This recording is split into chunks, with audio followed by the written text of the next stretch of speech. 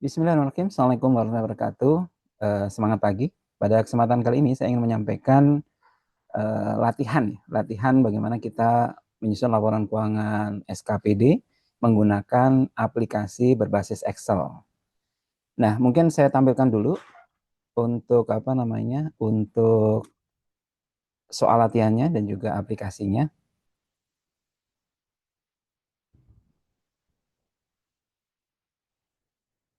Nah, ini adalah soal latihannya, yaitu berupa modul praktikum ya. Di sini ada sebenarnya lengkap sekali nih ya, ada akuntansi SKPD, PPKD dan juga gabungan atau LKPD. Nah, mungkin nanti di kesempatan kali ini kita mengerjakan yang akuntansi SKPD dulu ya. Di sini kita bisa scroll ya ke bawah, ada soal akuntansi SKPD. Nah, ini akuntansi SKPD.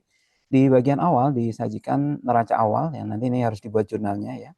Jurnal untuk mencatat neraca awal. Kemudian untuk di DPA-nya itu mungkin di kesempatan kali ini nggak perlu dibuat jurnal ya. Jadi saldo awal aja. Kemudian nanti langsung mencatat transaksi. Nah, kemudian menggunakan aplikasi apa? Yaitu aplikasi Excel ya. Ini aplikasinya seperti ini.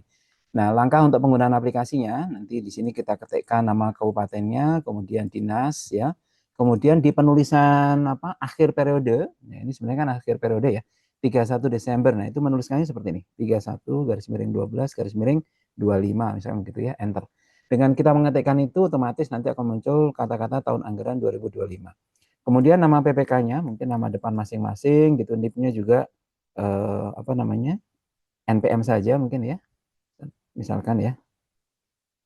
Kemudian kabupaten atau kotanya adalah adil makmur. Sebenarnya ini sesuai dengan di soal ya. Nah, dengan demikian, dengan kita menuliskan identitas ini, maka otomatis di semua laporan itu identitasnya sudah sesuai dengan apa yang kita inputkan di bagian home ya, di bagian awal ini. Nah, kemudian apa yang kita lakukan untuk kita bisa menyusun laporan keuangan SKPD dengan membuat jurnal, gitu ya. Sedangkan untuk semua laporan ini otomatis akan tersaji, gitu ya. Nah, mungkin di antara teman-teman ada yang ketika klik tombol ini tidak berfungsi, maka berarti harus diaktifkan makronya dulu. Bagaimana caranya? Mungkin keluar dari aplikasi ini dulu, kemudian nama filenya diklik kanan, ya, kemudian pilih properties. Nah, di sebelah kanan bawah itu ada namanya unblock makro ya, kemudian klik OK. Nanti untuk mengaktifkan ini ya, seperti itu. Nah, saya akan mencontohkan bagaimana kita membuat jurnal. Misalkan kita bikin jurnal saldo awal ya, 1 Januari. Nah, kalau tahun sekarang 2025 misalkan ya, kita cukup 1 garis miring 1 enter, maka otomatis nanti tahunnya tahun sekarang gitu. Nomor bukti misalkan 001 garis miring Dinkes gitu ya misalkan ya. Garis miring 2025 misalkan seperti itu. Nah, kemudian untuk kode dan nama akun ya, kode dan nama akun kita ada menu namanya menu pencarian. Ya, ada menu pencarian ya. Menu pencariannya begini. Jadi misalkan kita akan menginput yang ada di soal ya. Di soal kan ini.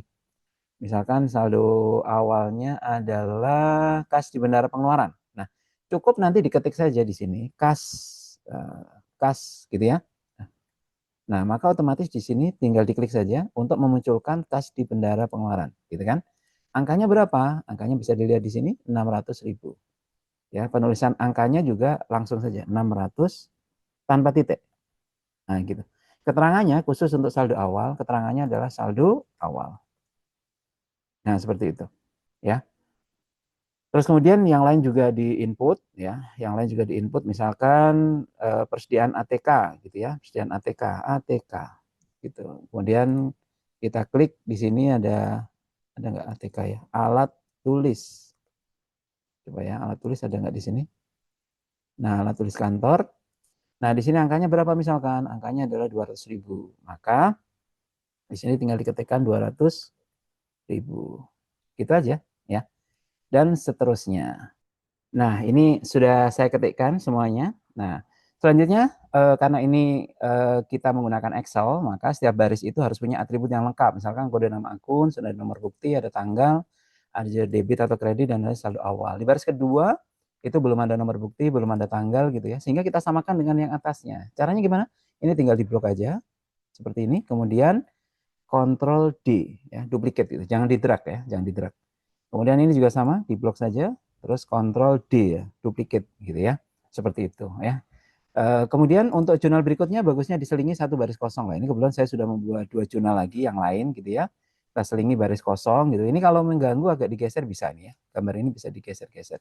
Nah, kemudian maka otomatis nanti di neraca saldo sudah tersaji, ini bisa di-refresh, kemudian di apa LRA mungkin belum ya, di LO sudah ada belum ya datanya?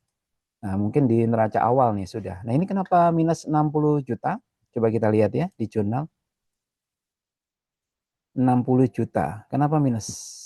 Ya, coba kita cek. Di sini sudah balance gitu ya. Apakah di neraca saldonya? Coba kita refresh. Nah, ini bisa di refresh. Refresh itu sebenarnya untuk menampilkan yang ada saldonya saja, gitu ya. Kemudian ini neraca sudah balance ya. Ternyata memang kadang perlu di refresh seperti itu, gitu ya. Nah, ini indikator balance apa tidak balance ini mohon untuk diperhatikan ya, supaya untuk mengindikasikan dia sudah benar apa belum, gitu. Ya, ini adalah cara untuk penginputan, nanti bisa dilanjutkan ya sampai selesai gitu. Mudah-mudahan sih sekali pertemuan bisa selesai ya. Terima kasih banyak. Semoga bermanfaat. Assalamualaikum warahmatullahi wabarakatuh.